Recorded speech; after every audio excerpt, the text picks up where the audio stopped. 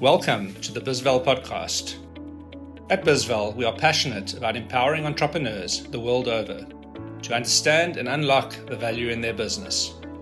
We work with advisors and entrepreneurs to demystify the value creation process when building a business.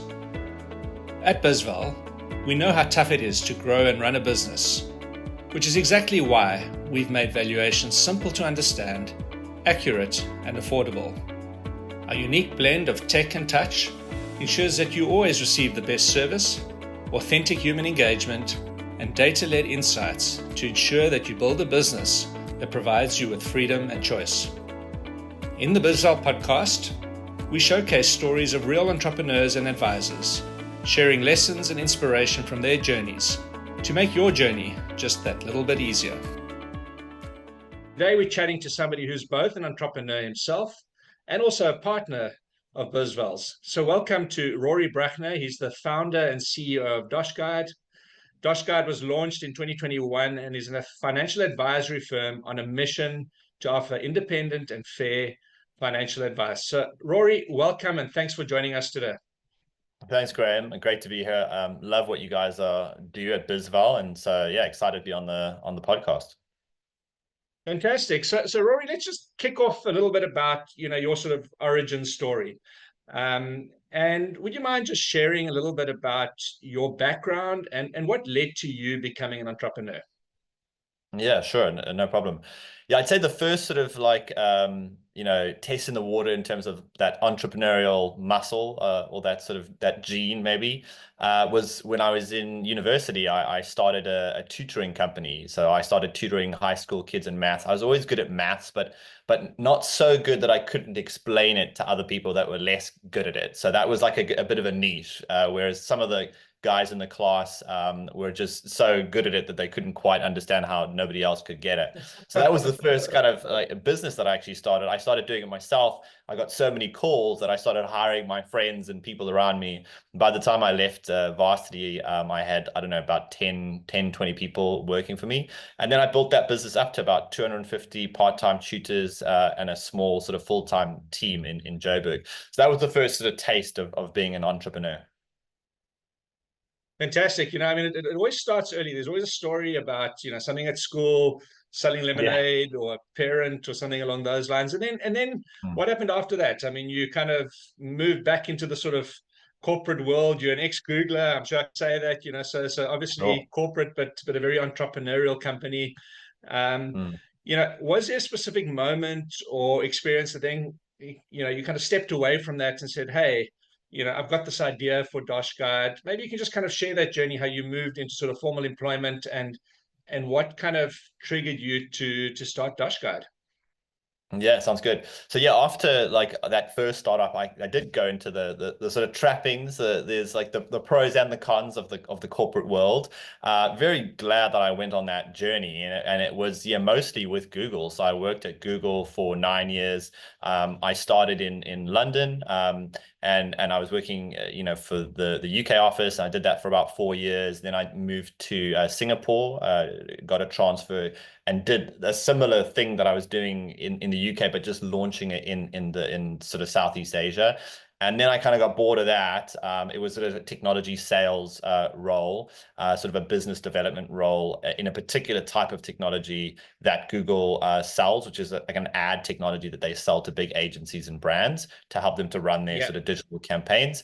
And then, so that was all sort of basically, I was a sales guy at Google in those two locations. And then at the end, I decided I'm going to try and get into the mothership. And I sort of did a transfer into San Francisco, and I was there for about a year and a half. And that was a different partnerships role. It was working for the Chrome team, like the browser. So I was working with big publisher partners in sort of Chrome business development. And so, yeah, all in all, that journey was about 9 years. I loved it, but kind of got over it by the end. I think maybe that sort of like entrepreneurial bug was starting to bite. I think mostly though, I was just kind of not feeling like this was the thing that I was meant to be doing, even though it's a very kind of compelling, they do pull you in with all the sort of like all the perks and all the opportunity to work on really crazy projects and to work with like the biggest publisher partners and the biggest agencies and work on all sorts of crazy technology and projects.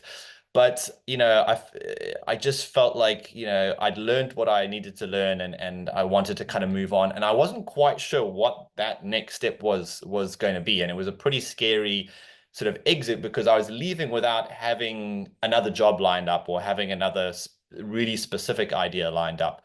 And so I sort of quit in San Francisco. Wasn't really sure where I was even going to end up, and I ended up back in South Africa. And there was an experience in that journey that kind of led me to DoshGuide, which was that while I was actually based in Singapore, I was looking for advice from a financial advisor, and I just had a really terrible experience. And the product that he sold me in order to earn his commission was so ill-fitting and so bad that I made the really difficult decision to surrender out of the product. And thus basically burning 20-30% of the actual investment, which was it was my like retirement saving. It was like a retirement annuity. And that experience, while I was based in Singapore, and that exposure to the financial advice industry and how it works, and how this person actually wasn't really thinking about what my needs were, like as an expat living in Singapore, to sell me a retirement annuity, which I didn't know any better at the time. Obviously, since then, I've learned a lot about the personal finance space, but I was a tech guy. I was super busy. I was, flying high in my sort of Google career. And I was legitimately just looking for advice. Like I thought the guy worked for me, which is a big mistake. He didn't work for me. He worked for a provider. He was trying to sell a product, even though he was an independent financial advisor. He was distributing a product from a particular product provider. And I only realized that sort of, 5 years into the investment, and sort of lost 30% of that investment as a result of surrendering out of it. But doing that and taking the 60-70% that was left and putting it into something like a low cost index fund was going to get me better results than actually keeping it in this awful, terrible product. So that was the sort of like the experience and the catalyst for me being, what is up with this financial advice space? Like, how is it possible that this person who understands the space is either like, too like stupid, or like, has some other ulterior motives, that he's selling me this product? It makes no sense. And that was when the wheels started turning. And when I arrived back in South Africa, I was thinking, well, this problem is an ubiquitous one. It's not just a Singapore problem or a US problem or a UK problem. It's a world problem, where the industry is kind of set up, and the incentives are set up in the wrong way, and the results are what I experienced while I was in Singapore. So in essence, I mean, you experienced that pain point yourself, and you very quickly realized that you weren't the only one. As you say, when you're starting a business, like what big problem are you solving? And you were kind of let's call it a victim of that first-hand experience. So, for our listeners who might not know, I mean, before we go further, maybe you can just quickly explain what is DoshGuide, and you've touched on that, but like, what problem are you aiming to solve? Yeah. So, I mean, literally, I'm solving my own problem, or like Rory from sort of 8 years ago's, problem while he was in Singapore, which, now that I'm in that space and talking to people, it's a very common issue. And the problem being that I'm looking for advice. I'm looking for somebody that's working for me and giving me objective, 100% unbiased advice. And all I can find is people that are selling me products. That's not what I want. Like, what I want is somebody that I can trust, that's not going to get paid for pushing a product in my direction, but is going to use their expertise to help me to make good decisions and help me to build up and kind of project manage my finances, for me and my family in the right direction. And for that, you need to kind of decouple the product sales from the advice. And so that's exactly what DoshGuide does. So we operate on a completely different model than 99.5% of South African advisors. Most advisors operate on a commission model, or they operate on and commission can be in various forms. It's either like an upfront commission if they sell you some like life insurance or something, or they manage your retirement investment or manage your investments, and they take like typically about 1% to manage that on an ongoing basis. We think that's, for the reasons already explained, a total conflict of interest. It makes no sense. So the way that we operate is on a flexible monthly subscription, and we've got different tiers depending on your complexity as a client. If you're in the very early stages of your financial life, you're lower complexity, there's a lower fee. And if you're higher complexity, there's sort of a higher fee. And so we charge a monthly subscription. We don't lock people in. So if you're getting value, you continue to pay that monthly subscription. You then get access to your advisor and you build a partnership. Most of our clients have long-term ongoing kind of partnerships with their particular advisor that we've matched them with. And so ultimately, what we're here to do is to match you with a very particular type of advisor called a flat fee advisor, where you pay them directly on a transparent sort of basis on a monthly subscription, and you get access to their advice, and you can be confident that you're not going to be sold any financial product. But what I will say, just to finish off the point, is that if you need a financial product, that's not our focus. Our focus is much more about like, how do we help you to achieve your financial goals? How do we help you to make good financial decisions? How do we create a plan that gets you, excited and moving in the right direction in your financial life? But part of that might be you need a retirement annuity, or you need some life insurance, or you need to get some money offshore. We can help you with that. We're helping you agnostically. We're from a sort of almost like a consultative perspective. If you need an RA, we're going to look at a couple of providers in the market, and we're going to objectively help you to figure out which is the right one, and even help you to sign up and fill out the paperwork and even be the official advisor on that particular RA, for example. But when we talk to the product provider, we zero out the commission, because the way that we're getting paid is on that, transparent monthly subscription. I mean, it's really interesting. You touch on a few points here. If I can segue for a second, is that power of independence, and we've got the same thing with bizval. Is we're not a business broker. We're not buying and selling businesses. We have the saying: we tell you what you need to hear, not what you want to hear. So there's no conflict of interest. I think the second thing is, we've been conditioned as consumers, and I know it's different in different parts of the world. In certain places there is a lot more of this, you pay for advice, but it's almost like a fitness coach. If you've got a personal trainer, you work with them as long as you're getting value out of that. And it's about building a relationship and building a trusted relationship and being prepared to pay for that. And then I guess the third point that you kind of touched on, Rory, is when a lot of these sort of retirement and financial service products were designed, and you're a few years younger than me. I'm a Gen X. You're probably more millennial. But a lot of these were designed in the stage of the baby boomers. Where you would work for one company for 40 years and you would put away your pension, and it would be all nice and predictable. I think the world's changed from that. So the need for independent and flexible advice without a vested interest and without lock-ins. I know you talk about that. We also talk about that. From a business value point of view, the utopia is you've got recurring revenue, which is locked in. But the reality is nobody wants to be locked in.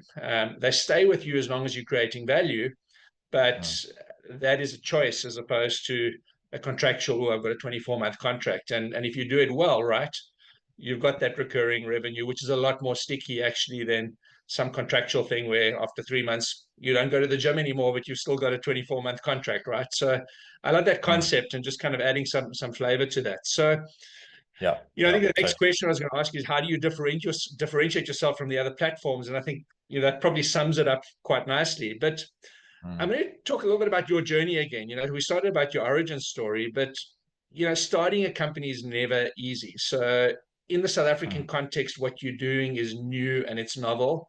Maybe in the UK and in the US, people are used to paying for financial advice.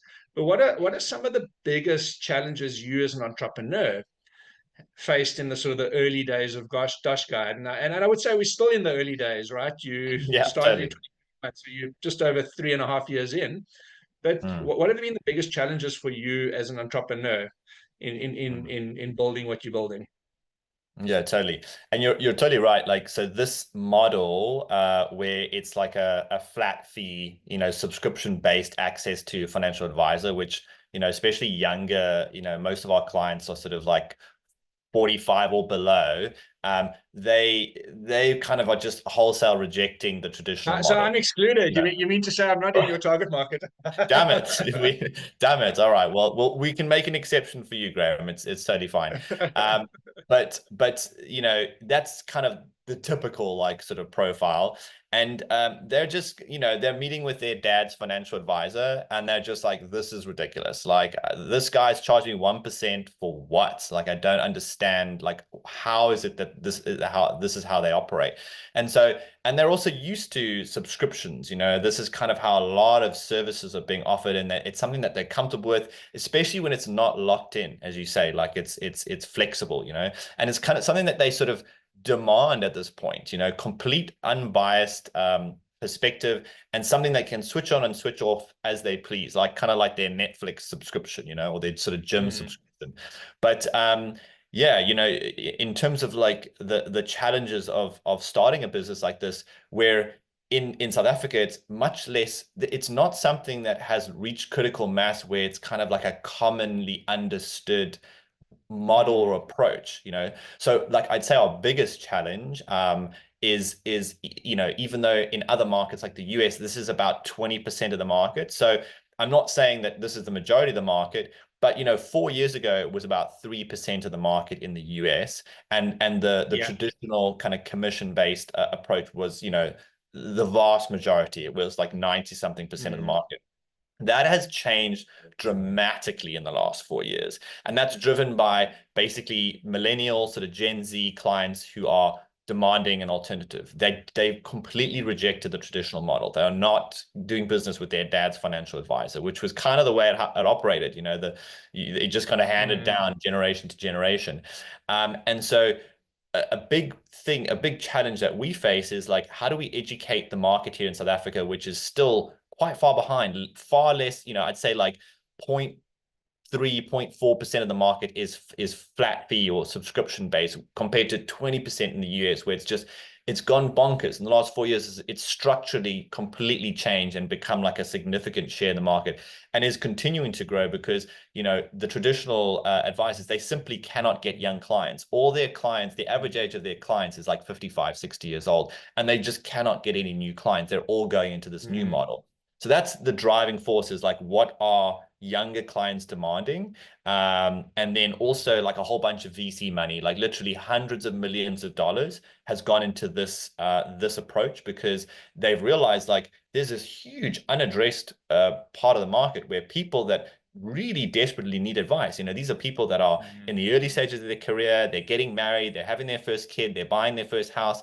And if they go to a traditional advisor, honestly, a lot of the times they're not even interested in speaking to that profile of client, because they have no liquid investments to be able to invest, which is the way the whole model, the traditional model works. But Yeah. they have disposable income. They have a salary. They're willing to pay a subscription to get access to advice. In fact, they prefer it that way, like even long term. And so it's a matter of just, making people aware that there is this approach here. And that's been a big challenge, like to try to make create awareness in a market that is just kind of conditioned by the big insurers and the big kind of investment companies, that what a financial advisor means is somebody that's going to come in and sit down with you and sell you some products. That is not what financial advice is. Like the English definition Yeah. of financial advice is not sell me life insurance or sell me, like an investment product. That is not at all what it's about. It's much broader. It's much more holistic. It's much more about putting you at the center of it, and helping you with your financial decisions. It's fantastic. And I mean, as you're talking, you're trying to change behavior. Obviously, we're seeing the younger generation, so to speak, already kind of demanding that a lot more Mm. access. They do their own research. 20, 30 years ago, Yeah, you couldn't go onto the internet and just do your research. I guess in some ways a more empowered and aware consumer. So, 100%. I guess part of the challenge is, if you're going to be an independent advisor, you also got to know your stuff. You can't just hide Mm. behind selling a product. So it's kind of, almost you got to up your game in a sense. And when Yeah. somebody's paying for that time, you best be sure that you're giving them, solid advice. Yeah. I mean, But the back to you accountability a little is bit. unavoidable, like, if you're paying a Yeah. monthly fee, like it's just an unavoidable, it's like it's a brave new world for advisors, like you have to figure out a way of like really providing value beyond just selling products, and on a continuous basis. Now there is an Yeah. opportunity to do that, but the advisors on our platform have spent years figuring out like what that actually looks like and what do clients need, and it's very different from the traditional approach. Absolutely. Mm. As you're doing this, I mean, you're swimming upstream to an extent, right? As you say, Mm. a couple of percentage market share in South Africa. I mean, the US, we've seen that shift from 3 to 20% over the last few years. But do Yeah. you ever have any moments of doubt as a founder and entrepreneur, as you're on this journey, and how do you push through those when you have those? Well, I'm assuming you do. I mean, I'm a founder Yeah. myself, and some mornings Yeah. you wake up and you think like, I'm doing something hard here. Like, so how do you Mm. push through? Yeah. Yeah, I mean, loads of doubt. There's some days or weeks are great and things are like going fine and you feel like there's some momentum, and there's other times where you're just like, what the hell am I doing? Why don't I just go work at Google again or something like that? This is kind of a crazy thing that I'm up to. But I really believe in it. I think that's a big part of like I'm just absolutely Mm, obsessed with this idea that there should be just better access to advice out there. So that's a big part of it, is just really believing in it. I think if you don't like really deeply believe in the thing that you're doing as a founder, like you're just not going to have the motivation. It's just too difficult. It's way easier just to go get a job and get a salary. Like just go do yeah. that. That's a much better idea. Mm, I think also a thing that helped me when I'm sort of in doubt or not having a great day or a great week is to kind of move stuff forward. I think a lot of mm, like time where sort of doubt comes in is when I'm in analysis paralysis.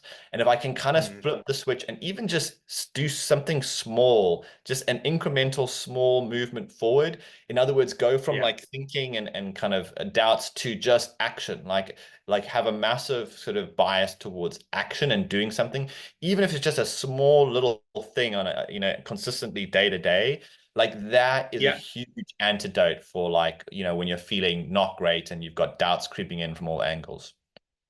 I think a lot of entrepreneurs can relate to that. It's just Mm. when you do something, whether it releases endorphins or dopamine or whatever it is, like Yeah, yeah, totally. I've got this little trick which is quite similar. I do a to-do list and I put some really easy things on the top of the to-do list. But Mm. once you Yeah. do that and you get that momentum going, Mm. suddenly you forget about the doubts. So it is important. You've got and the other Yeah. point you spoke about is you've got to believe it yourself. You've got to have this sort of internal sense of motivation as opposed to an external sense of motivation. And I think it's hard sometimes, and I think there's no denying. And surrounding yourselves with other entrepreneurs and other people in the same boat is also a useful way to normalize these kind of Mm. moments of doubt, if you want to call it.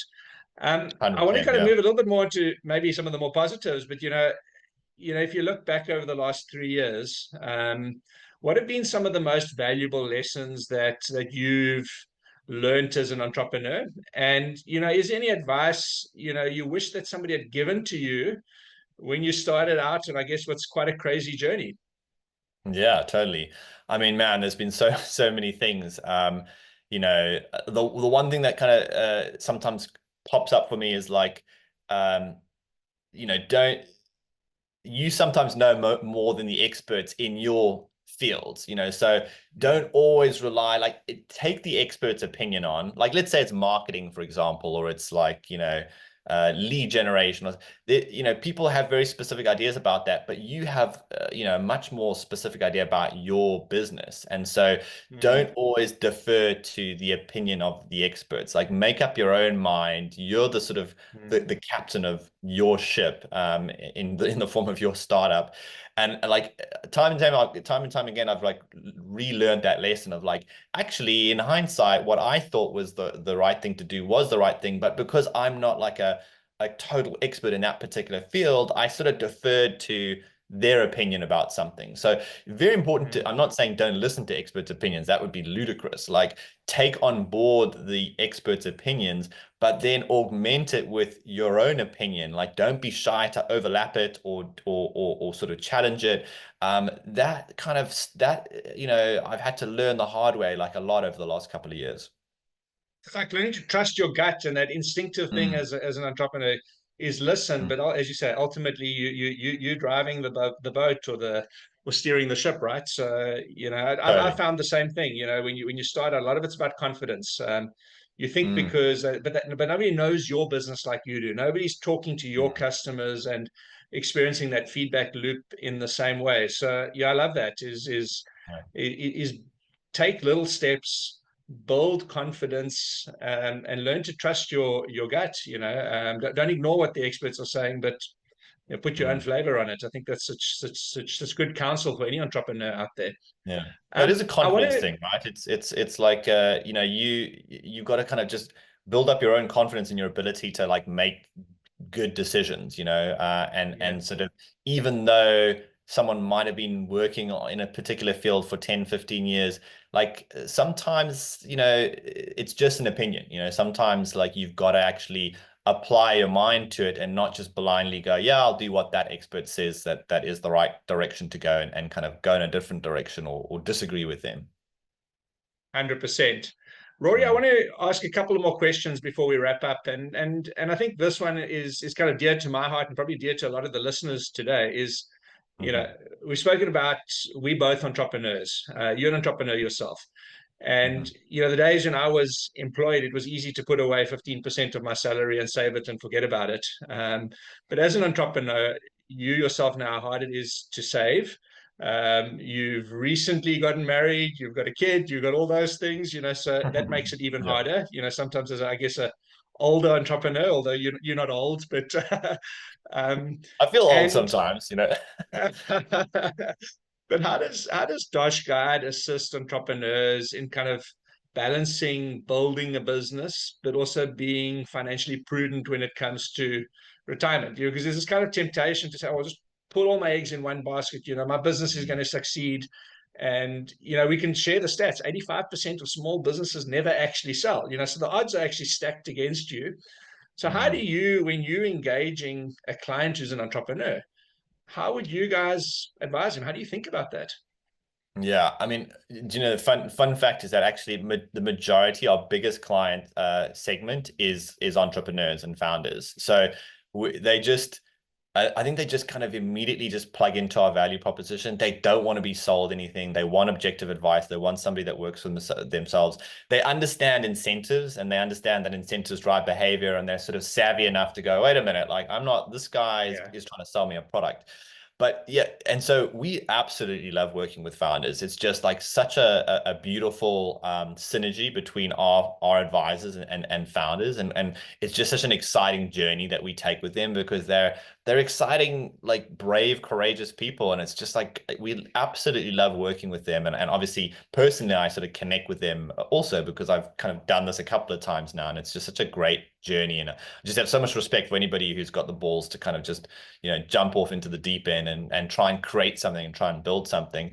Um, and they're, from a personal finance perspective, founders are really fascinating because, there's a lot of stuff going on there. The one, thing that we hear a lot from founders is that they they don't have time to work on their personal finances. Now, that's not something that's Mm, exclusive to founders, but it's particularly amplified with founders because founders are totally absorbed in their work, to the detriment of many other things. And so, mm, and one of those things being their personal finances. So often when founders mm, come to us, they're very focused on their business. Their business is doing, either okay or well or not okay. There's different things, but they've not really put much attention or focus on their personal finances, and it's kind of festering in the corner. And they mm. know they have ideas and they know that there's things that they need to do to kind of move things in the right direction, but they're just so time starved that they just don't have the time to kind of get to it. So that's a big thing. That's a theme generally with clients, but particularly with founders. For good reason, they're very obsessed with their business and kind of focusing on that. So part of our job is like helping you to move your personal finances a little bit up on the priority list, and kind of put a bit more focus on it, but do it in a way that's manageable, that we're kind of project managing it, and bringing you, like, doing it in a streamlined way. So you're making progress in a nice structured way. There's accountability around it. There's kind of, regular meetings to like check in and see how things are going. And so that's kind of the value that we sort of add for founders. And so, yeah, it's just a really interesting segment. And also, like what you mentioned earlier about the fact that they become so sort of concentrated in their business. So a big thing we find with founders is that there's not a lot of separation between them and in terms of their finances, between them and their business. So it's kind of like they and their business is one entity. And it's actually, there's a really good reason for that, especially at the beginning. It's true. Like you and the business are one thing. So for a time in the natural evolution of your business, that kind of makes sense. And for a time, like, it does make sense to kind of really focus on that and pull all your assets, because investment 101, you put your assets where you think you're going to get the best returns. And actually, for a lot of founders, that makes sense to put their resources and their assets into their business. But the mistake that founders make is that they don't then change that mindset once their business becomes successful, or once they start to earn profit. You then have to do quite a difficult things. You have to kind of change gears, and you have to start to have a structured plan to separate yourself from the business. And I'm talking about purely from a personal finance perspective. So you need to start taking money off the table. We find some really odd behavior with founders where they started to earn a profit and they leave the profit in the business because they're saying, oh, like, I don't want to like incur the taxes. We're saying like, these taxes are going to get incurred one way or another. You might as well start taking money off the table. And what we do is we surface the calculation to show like, where actually it makes no sense. You're not actually saving any money by leaving money in the business. If you've got profits in the business, you need to start to have a structured plan to take it out. Don't do it all in one go. That's a tax nightmare. So what people do often is they leave it and they kind of do odd things, like they start buying like a property in the name of the business, and they start to do all these machinations to try and avoid tax and stuff. But if you actually sit down with an advisor who understands these things, and you scenario plan, what if I do this and what if I do that, you start to realize there's no way you can avoid it, and you start to just eat those taxes. It's a good thing in a way that you're kind of earning enough that you need to pay taxes. Take that money off the table and start up your own personal balance sheet. And the beautiful thing that happens when you start having a good plan and you start having a structured way of doing that, that's happening over many years, not happening all in one year because you're desperate and all of a sudden you need a whole bunch of money because you haven't been taking money off the table, which is a disaster, to try and avoid that. So, getting a structured plan to kind of get the money off the table and start to build up your own personal balance sheet is a really important thing, and that's kind of what we help founders to do. But the beauty of it is it makes you a better founder, because if you have your personal finances sorted, and if you're comfortable and you're in control, and that you're going to be able to afford your kids' education, you're going to be able to retire at a certain point or become financially free at a certain point. If you've got a really solid, great plan, and you've been taking money off the table, and your personal balance sheet is kind of bolstered, it gives you the freedom to make, risk kind of decisions with your business. Like if you don't do that and you're not separated, it's all muddled, and you can't. What ends up happening is a business decision means that maybe you won't be able to afford your house, or a business decision means that you might not be able to pay for your kids' education. You need to separate these things because it affects your ability to make good decisions purely on behalf of the business, and not like be too risky, but take appropriate risk.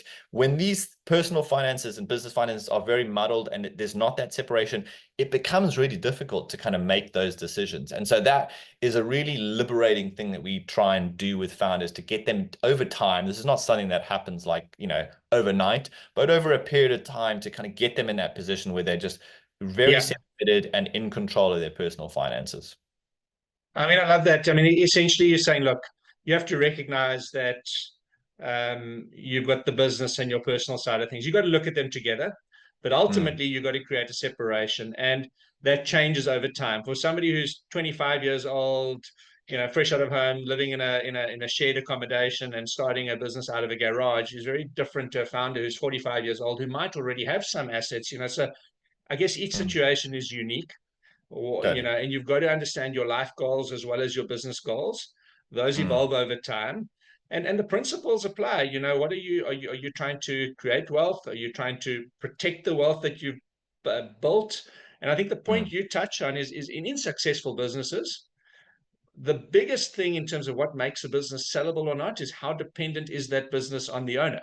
yeah. Yeah. So that theme comes through time and time again. So from a financial planning point of view, it's a good thing to do as your business becomes bigger and more successful is how do you step away? How do you separate? Nobody's going to buy a business where the owner's financial, things, his boat and his holiday home, and that are sort of entwined in the business. Yeah. You've got to Totally. create that separately.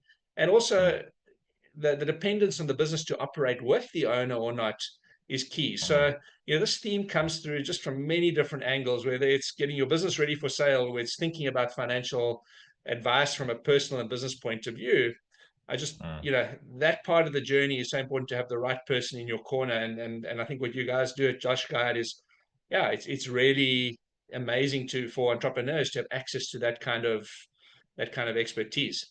Yeah. Um, And you know, I'm going to leave just you. to finish off, the beauty of it is actually founders and entrepreneurs, they know how to, the way that they run, the skills that they have in running their business, and the way that they approach that, it's methodical, it's goal orientated, there's like metrics around it, like, and all this stuff they already intrinsically know. We're just saying, why not apply that same skill set and that same mindset to your personal finances? Why not treat this, get clear goals in place?